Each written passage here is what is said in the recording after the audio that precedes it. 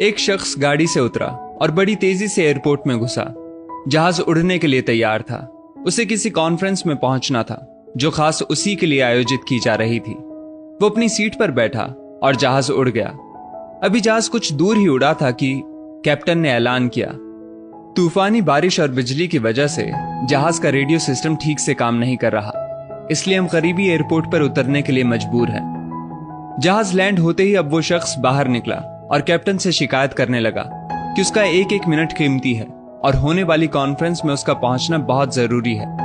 पास खड़े दूसरे मुसाफिर ने उसे पहचान लिया और बोला, डॉक्टर पटनायक, आप जहां पहुंचना चाहते हैं टैक्सी द्वारा यहां से केवल 3 घंटों में पहुंच सकते हैं। डॉक्टर ने उस शख्स का शुक्रिया अदा किया और टैक्सी लेकर निकल पड़ा। लेकिन ये क्या, आंधी तूफान और मूसलाधार बारिश ने गाड़ी का चलना मुश्किल कर दिया। फिर भी ड्राइवर गाड़ी चलाता रहा। अचानक ड्राइवर को एहसास हुआ कि वो रास्ता भटक चुका है।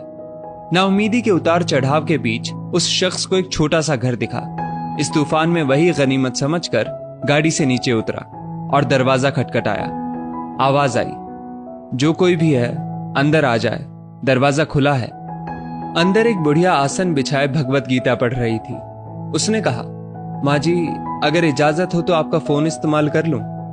बुढ़िया मुस्कुराई और बोली, बेटा, कौन सा फोन? यहां ना बिजली है ना ही फोन। लेकिन तुम बैठो, सामने चरणामृत रखा है, पी लो, थकान दूर हो जाएगी। और खाने के लिए भी कुछ ना कुछ फल मिल जाएगा, खा लो ताकि आगे सफर के लिए कुछ शक्ति आ जाए। डॉक्टर ने शुक्रिया अदा किया और चरणामृत पीने लगा। बुढ़िया अपने पाठ में खोई थी कि डॉक्टर की नजर उनके बगल में पड़ी। एक बच्चा कंबल में लिपटा पड़ा था जिसे बुढ़िया थोड़ी थोड़ी देर में हिला देती थी। बुढ़िया ने पाठ समाप्त किया तो डॉक्टर ने कहा, माँ जी, आपके स्वभाव और एहसान ने मुझ पर जादू कर दिया है। आप मेरे लिए भी दुआ कर दीजिए, ये मौसम साफ हो जाए। मुझे उम्मीद है आपकी दुआएं जरूर कबूल होती होंगी। बुढ़िया बोली, नहीं बेटा, ऐसी कोई बात नहीं। तुम मेरे अतिथि हो और अतिथि की सेवा ईश्वर का आदेश है। मैंने तुम्हारे लिए भी दुआ की है। परमात्मा का शुक्र है, उसने मेरी हर दुआ सुनी है। बस एक और दुआ मैं उससे मांग रही हूं, शायद जब वो चाहेगा उसे भी कबूल कर लेगा। कौन सी दुआ? डॉक्टर ने पूछा। बुढ़िया बोली, ये जो 4 साल का बच्चा तुम्हारे सामने अधमरा पड़ा है, मेरा पोता है। ना इसकी माँ जिंदा है ना ही बाप। इस बुढ़ापे में इसकी जिम्मेदारी मुझ पर है। डॉक्टर कहते हैं इसे कोई खतरनाक रोग है जिसका वो इलाज नहीं कर सकते। वो कहते हैं एक ही नामवर डॉक्टर है।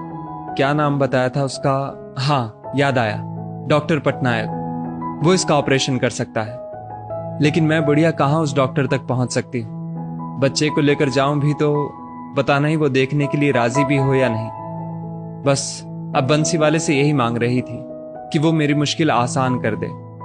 डॉक्टर की आंखों से आंसुओं का सैलाब बह निकला। वो रूंधे कंठ से बोला, माई, आपकी दुआ ने हवाई जहाज को नीचे उतार लिया, आसमान पर बिजलियां कौंधवा दी, मुझे रास्ता भुलवा दिया ताकि मैं यहां तक खींचा चला आऊं। हे भगवान, मुझे यकीन ही नहीं हो रहा कि कन्हैया एक दुआ कबूल करने के लिए अपने भक्तों की इस तरह भी मदद कर सकता है। दोस्तों, वो ईश्वर सर्वशक्तिमान है। जहां इंसान बेबस हो जाता है वहीं से उसकी परम कृपा शुरू होती है।